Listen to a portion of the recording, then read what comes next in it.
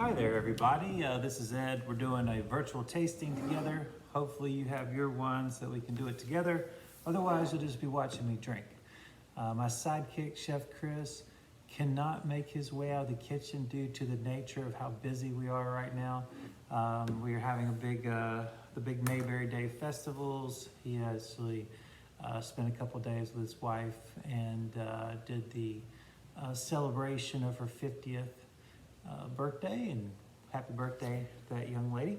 And so he's playing catch up from taking a few days off, so he's hard at work right now and said, Ed, you're just gonna have to carry on without me. So won't be nearly as fun without Chef Chris because he is the brains of the operation. I'm just gonna tell you what I think about delicious wines. These are wines that we try in person every Thursday night here at the winery. We do it at 6 p.m. in downtown Mount Airy.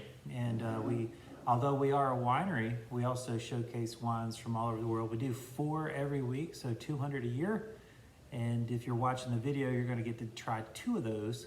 If you'd like to do all 4, just be here at 6 p.m. on Thursdays, and we'd love to have you. It also accompanies with some nice tasty treats, and makes the wine taste even better when you have Chef Chris's food pairings alongside of it.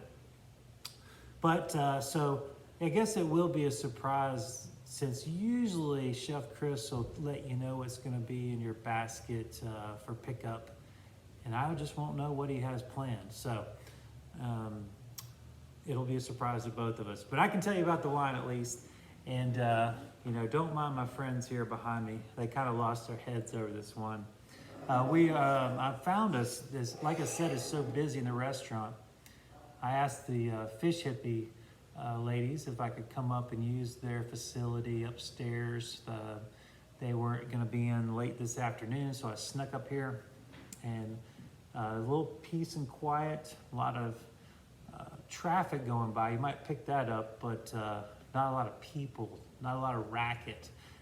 The restaurant has just been nuts, and we like it that way, don't get me wrong. It's just hard to squeeze in a video from time to time. So I got a couple of wines that I'm featuring this week that are under 20 bucks, and they're both from the other side of the planet. This happens to be, we're gonna start in Western Australia with Madfish Chardonnay. This is a 2019, so it's got a little age on it. You know, this is being filmed in the end of 2022. Well, not quite the end, but we're at the end of September, so we're running out of months for 2022. And you know, actually our winery is already done with harvest. We've already complete harvest and fermentations going on. Our winemaker Tyler Feltz has been bringing me samples mid-fermentation of some really delicious varietals. It's just so fun to see the process from start to finish. I'm very fortunate to get to experience that every year. And I'm also blessed to be able to try, you know, and have some input on where those wines are going. So I get a lot of joy out of that. Well, like I said, we are going to feature a couple wines from the other side of the planet. And here we go. We're going to be with this beautiful Madfish. Like I said, it's a 2019. It is a great value, I would say. A lot of bang for your buck here. This is stainless steel. As you can probably tell, it's not terribly yellow, pretty clear, light golden hue, straw maybe even. And what I love about this wine, this region of Western Australia, it's a more of a premium winemaking region, or part of the country rather, probably a better way to put it. This is from multiple smaller regions that fall in the western part of Australia that are blended from different vineyards. But this area in general, the southwestern part of Australia, has really what I would consider the higher end. I mean, I'm not saying all of it, but a lot of higher end production there. And it's still extremely affordable, which that's kind of why we like to, you know, poke around there and see what we can find. This Chardonnay, you can tell it's got a beautiful vibrancy. It's just got a lot of energy to it. I really like this. You can taste the Chardonnay. And I know that sounds ridiculous. You should be able to taste Chardonnay in a Chardonnay, right? Well, my point is that it's not oaked to death. And particularly with today's technology where you can use oak chips and oak dust and oak staves on top of barreling, you can really, I don't know if this is a proper term, but overwood wine. And, you know, where quite honestly, you can't taste the Chardonnay. And those are fun wines to taste and like see how far we can push the boundaries and things. But call me old-fashioned, I still want to taste my Chardonnay. So I intend just to do that. This is something too that this tastes way better, a little bit on the warmer side. So take it out of your refrigerator, you know, maybe 20 minutes before you're going to serve it. Or if you have a wine cooler, you'll probably be, you'd probably be in better shape if you're sitting in the low 50s perhaps. That would be quite delicious here. 32, 34 on this wine does not do it any justice. The first time I tried this, it was extremely cool and I was not happy with it, but let it come up and then really found joy in it as it bloomed, warmed up, if you will. And not only the flavor profile, but texturally. And I think this is the case for many varietals, many wines. We're serving at the wrong temperature. And I know that's a pain in the rear to have to remember all these different temperatures for all these different wines, but it's really not that hard. You know, if you put something like put a red wine in the fridge for 10 or 20 minutes before you drink it, or take the white wine out 10 or 20 minutes before you drink it. It's really that simple.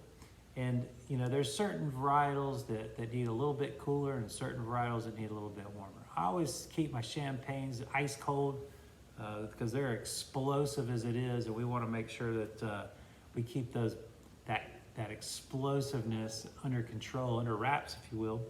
I just like a really cold champagne. And of course, that also helps with any of the inherent bitterness that could possibly be in it. But for most other wines, you know, particularly whites, they would benefit greatly from being a little bit warmer. And this is a great example of it. And if you don't believe me, try it yourself. You know, take a little taste of it fresh out of you know, that 32 to 36 range. And then taste it again when it's about 45 to 55 and tell me what you think. Anyway, back to this one.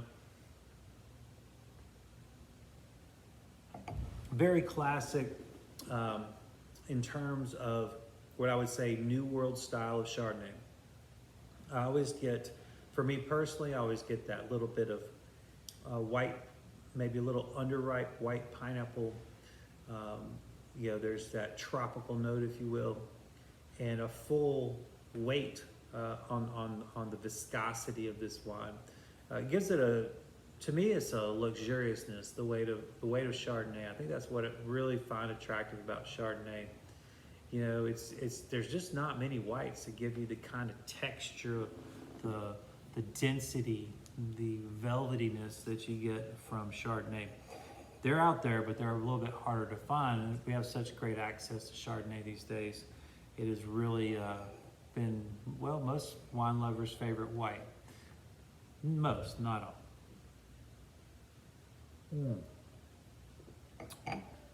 Great little winery here. Great art. They use local artists. This is a little sea turtle there. That's really pretty label. It is a twist off, and so that makes it really, really simple to get into when you're super thirsty. And well, what can I say? A lot of bang for the buck here, under $20. It's something that you could have around for just about any type of situation for a white wine. It does have the makings of, you know, people that drink high-end Chardonnays can probably be quite all right with this wine, I would say, because I know I am.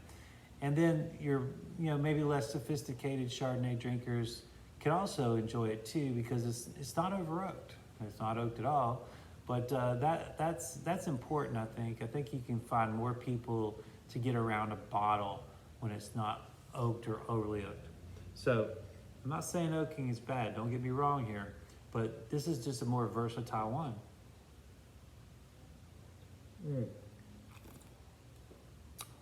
Beautiful. Great acidity as well.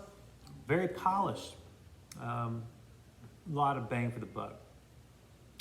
All right, let's talk about our next one. We're going to go to the Rioja. And this is an organic blend.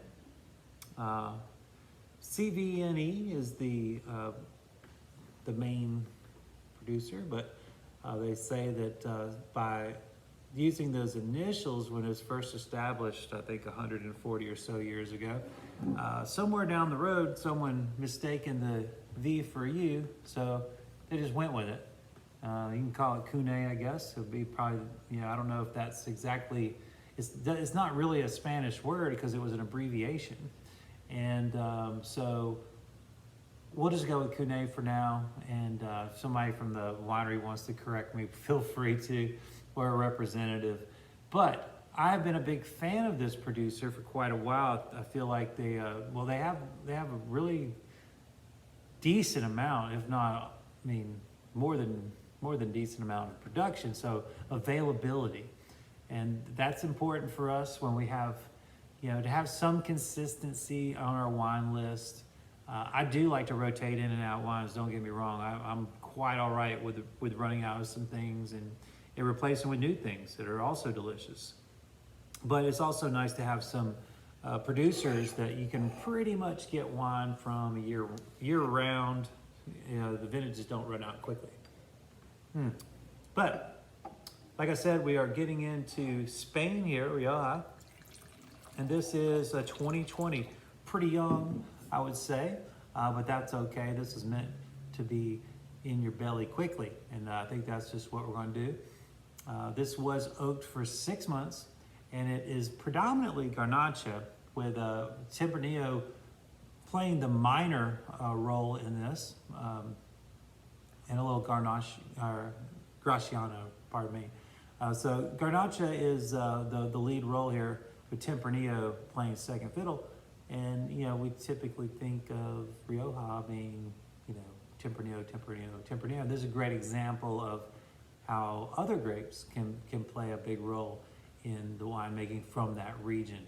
And it still tastes Rioja, it tastes like Rioja. And that's important because this is a place that we are looking as a consumer for a certain style, where there's certain expectations. So this is what I like about Spain. Even like Priorat's another region for me. The wines always taste like they're from Priorat. And even if they're using different grapes from winery to winery for different blends, Priorat just tastes like Priorat. And I think that's important, as the Yadkin Valley that we're in continues to evolve and, become who it's going to be long term. I think it's important to have some consistency amongst the 20 plus winemakers. We need, an idea of a style, and obviously be different from our neighbors, but still in the same, we're still headed for the same destination. And I think that's what you get here from Rioja. So organic grapes, that's something that, I'm not an anti-organic grape guy. I want to be very clear there. I think I'm all about organic, particularly in things that I'm putting in my body. But the give and take of quality, I'm still not quite ready to give up delicious wine for the sake of organic, just to be organic. Here you can see that you can have both delicious wine and organic. Obviously, it matters where you are. It would be very difficult to be organic here in the Yadkin Valley due to the incredible pressures of mold and disease and pests. It's very difficult in our area. The drier the area, the easier, I'll say that. We are not dry, nor are we cool. So anyway, back to this delicious wine for Spain. A beautiful nose here, really bright. That Garnacha is really that candied red that I love out of Garnacha. You know, it's obviously it's called Grenache in Spain or France, just north of here. It's really not that far apart, to be honest with you, the Southern Rhone and Rioja. But a lot of similar characteristics, but I always feel like the fruit in the Grenache or Garnacha Spain side seems to be more of a candied fruit. And that's just a little something that I pick up on. You may not, I may be crazy, but that's one of the things I adore about it though. And there's some nice spice here. You can certainly tell that there's been oak influence, there's vanillin, and yeah, I would say possibly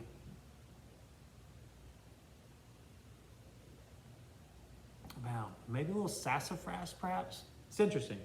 Anyway, let's dive in.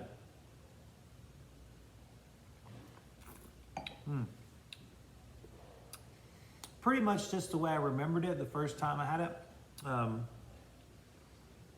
Mouth-watering, dry, a beautiful dryness, which would make it an incredible food-friendly for something that was, you know, like a juicy steak perhaps. I think that would be a beautiful pairing. I really dig this style. It's like a medium plus weight, so it's not real heavy. And but it's not dainty either. It's full of flavor.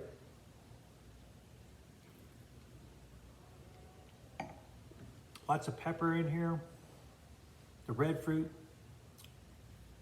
coupled with some black fruit. A little bit of underripe fruit in here as well.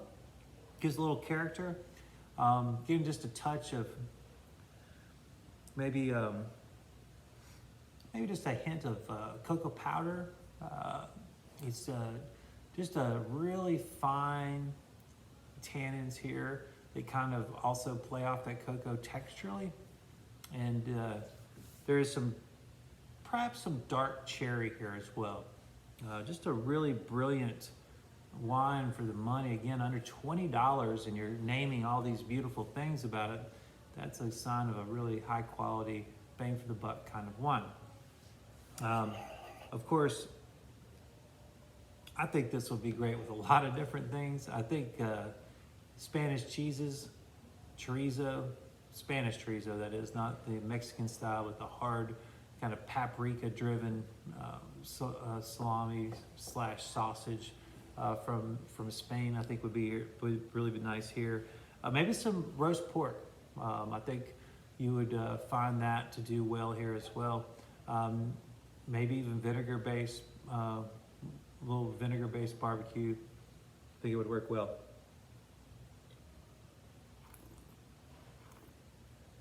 Yeah, I'm a big fan. And at these price points, you can afford to enjoy as many as you want. Because, like I said, both of these producers make a good amount of wine. So there's plenty available, keeps the prices down. And so stockpile all you want. It's hard to beat a wine of this quality at this price for either one of these producers. And, you know, that's our job here, is to find you not inexpensive wines, but wines that are worth more than the actual cost, if that makes sense. I do believe that this Rioja could age a little if you wanted it to. I don't know if it'd be a huge benefit from it, but it is slightly on the brighter side. And that might be something for aeration for you if you like to do a little aerating, decanting here, just to soften that up just a touch. Me, I kind of like my wines a little, you know, I like them to get my attention, if you will, and this one certainly does. It just poured right out of the bottle. And, you know, don't be afraid to decant anything except for something with bubbles. I don't really think you can hurt them, and you might benefit. And if you don't, what's the big deal? It looks kind of cool when you're pouring out a decanter anyway, right? Well, that's it for this Thursday. we're going to be tasting 2 more wines next week. I hope you can tune in, and hopefully my best friend Chris will be here with me, and we can taste and talk a little bit more about whatever's going on in our crazy lives. We do have some things going on other than work. I do want to wish my stepdad a happy birthday. Happy birthday, Joe. And wow, I guess next time I see you, it'll probably be fall. And I hope that fall is a good season for all. And we'll celebrate with some delicious wines every single week like we always do. Me and my friends are gonna close this shop down, and we'll let the fish hippie people get back to work designing some of the coolest clothes around. I wanna thank y'all for your time. We'll catch you next week, all you loyal fans.